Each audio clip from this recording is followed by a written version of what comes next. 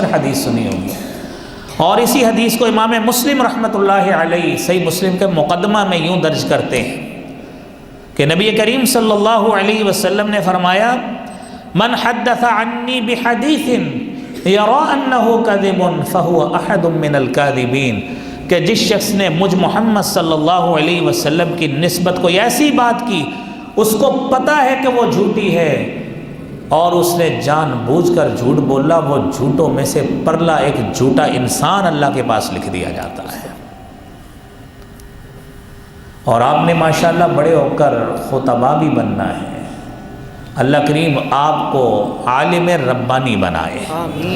اللہ کریم آپ کے ذریعے لوگوں کو ہدایت نصیب فرمائے اور لوگوں کو سیدھا رستہ بھی دکھائے۔ عزیز طلبہ،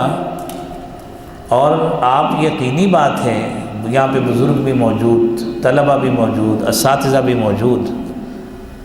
واعظین حضرات، مقررین حضرات، تقریر کرتے کرتے بسا اوقات سبقت لسانی میں کچھ ایسی بات بھی منہ سے نکل جاتی ہے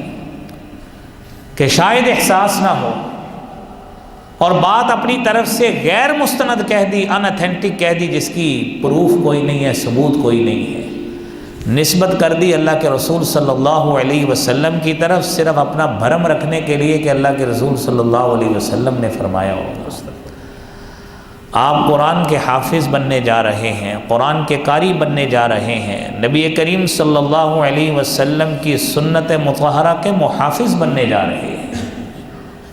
اور آپ کو اس بات کے آگے اور اس حدیث کی روشنی میں